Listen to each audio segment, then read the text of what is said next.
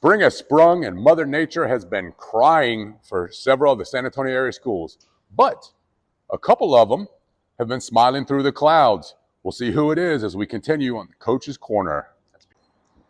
All right, we start tonight with the biggest stage in Texas high school girls basketball, the state championship game at the Alamodome, right here in San Antonio. So Fredericksburg and Dallas Lincoln squared off for all the marbles. All the marbles. Fredericksburg, obviously representing the Hill Country and the San Antonio region. They came in with a run that had the whole region, region buzzing. Oh, yeah. Everybody's pretty excited about it. Dallas Lincoln, it's a Dallas school program that knows the championship moments feel like, they weren't about to back down. Right. The final score for the championship game, Fredericksburg 49, Dallas Lincoln 77. Yeah. So Dallas Lincoln pulled off the back-to-back state championships once again. It was pretty awesome. Congratulations to them. Yeah, great. Leading the Billies in the game was Rylan Grona with 17 points. Mm-hmm. It was a struggle to get the Billy offense going with Lincoln's smothering defense. Yeah. The Billies battled hard, but their historic season ended with this past Friday. Congratulations to Fredericksburg on an incredible year. Great year, yep. You guys represented the Hill Country and San Antonio well and, played with style and class. Yeah, and congratulations to both programs on their incredible runs. Now, let's flip over to the boys' side a little. Yeah. Regional final Friday. The results, they didn't disappoint. All right, in 4A Division II, Wimberley Texans versus Lamarck. And Lamarck came away with a big 74-57 victory, unfortunately, for the area. In 4A Division I, Davenport versus Brazosport, the Battle of the Ports.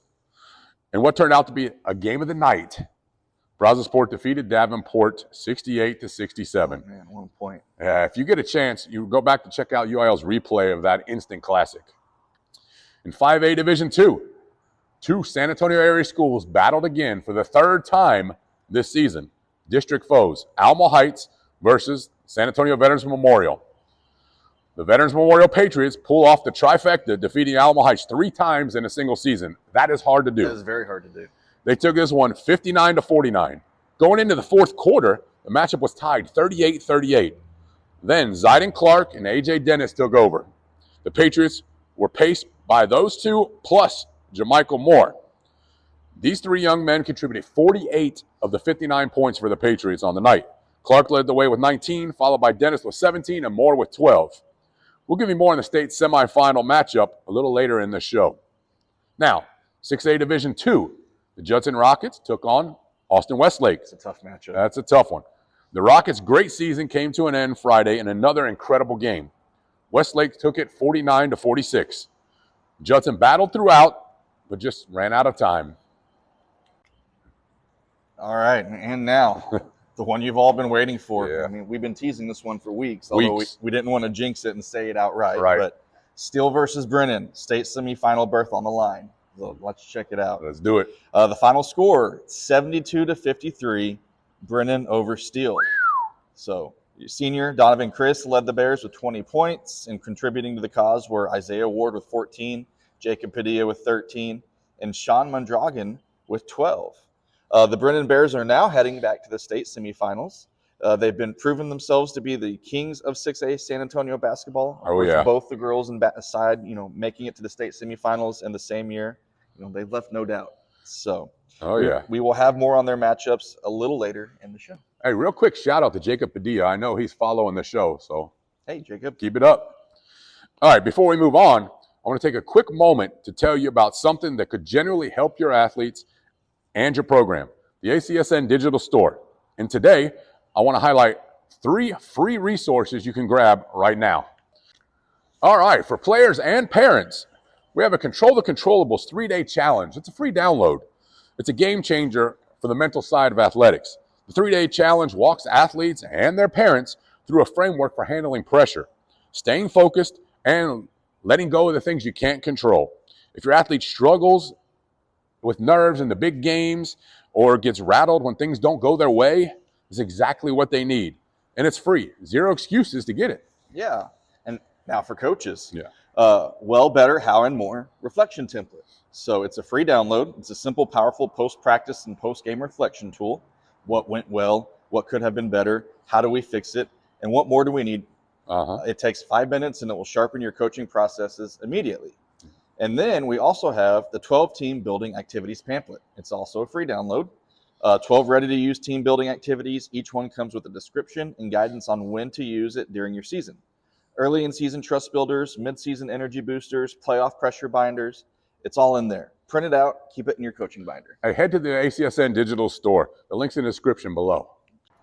All right, let's shift to the pitch. Girls soccer. With one game remaining in district this Tuesday, the playoff picture is coming into focus. But it's not fully locked in just yet. Some absolute locks are, let's say, in 6A, Medina Valley. District 27, Clark, Reagan, and Johnson. District 28, Warren, coming off a huge win over Sotomayor. Then Sotomayor and O'Connor. District 29, Steele, Canyon, Johnson, and Clemens seem to be locks. In 5A, District 26, Smithson Valley and Piper. District 27, Highlands, Edison, and Seguin. District 28, Southwest, Legacy, and MacArthur, locks. In 4A, District 26, Wimberley and Canyon Lake. District 27, Lavernia, Cole, and Luling. District 28, Pleasanton, Floresville, and Uvalde, locks. Yeah, some teams are still fighting in 6A, District 27, Madison and Lee, working their way in. District 28, Taft and Brennan. In 5A, District 26, New Braunfels, Alamo Heights, and Bernie. District 27, Brackenridge and Jefferson. District 28, McCollum and Jay. In 4A, District 26, Davenport and Long Creek. In District 28, Hondo and Somerset. And so these teams may be battling for seeding, but they may be battling for a spot in the playoffs at all. And so one game left. Every match matters. We will have full results of the playoff matchups next week. All right. Now let's go over to the boys' side. District races are heating up, and we've got several tight battles heading to the final stretch. District 27 6A has Lee on the top at 12-0-1, followed by Reagan, Churchill, and Brandeis. District 28 6A has Harlan and Warren battling for the top spot, followed by a host of teams in conflict for third and fourth spots. They're Marshall, Brennan, Taft, and O'Connor.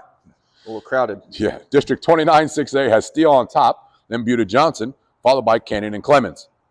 In 5A, District 26 has Piper leading the way, followed by New Braunfels. Then there's a battle again for third and fourth slots featuring Champion, the Bernie Greyhounds, Smithson Valley, and even Tybee. That's exciting. District 27 has Jefferson and Lanier looking solid. Then a group again fighting for the other two slots. There's Highlands, Edison, Seguin, and Brackenridge. District 28 has dominant Southwest Dragon squad, followed by Legacy. Then three teams are fighting for two slots, it looks like. Southside, Jay, and McCullum. In District 26, Marble Falls, Davenport, and Fredericksburg look secure. That leaves Bandera and Wimberley battling for that fourth spot. I think Bandera just had a big win over Wimberley. District 27 has Lavernia in command, followed by Cole and Memorial. In a battle for the fourth spot is Kennedy and Gonzales. And then finally, District 28 has Pleasanton on top, followed by Floresville and Uvalde in a dead heat. Then Somerset and Hondo are looking for that spot to get into the playoffs. Which one will survive, I wonder? Yeah, it's a great question. Man, those district races are pretty tight. Yeah. So let's move on. All right, man, those district races are tight. But let's move on. So time to talk softball. Oh, yeah. Every week we put together our Baker's Dozen, the 13 teams making the biggest impression in our coverage area. So here's where things stand this week. Okay. So starting with number 13, we've got Marion. Number 12, South San. Number 11, Piper. Number 10, Steele. Number 9, Wimberley. Number 8, Bernie. Number 7, O'Connor. Number 6, Clemens. Number 5, McCollum. Number 4, Smithson Valley. Number 3, Veterans Memorial. 2, Reagan. And our new number 1 this week, East Central. All right.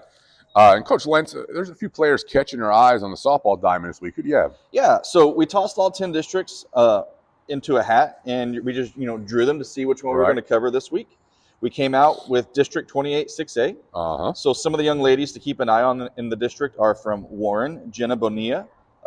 Pitcher utility, I saw. Pitcher utility, yep. From Marshall, Caitlin Bermea, shortstop. From Harlan, Lily Estrada, who is a catcher. And Lily Lugo, outfielder. From Brennan, Avery Leatherman, catcher. And from O'Connor, Faith Mayfield. She's a pitcher and first base. Okay. From Stevens, Giselle Pardo, catcher and shortstop. And from Taft, Sophia Quiroz, first baseman.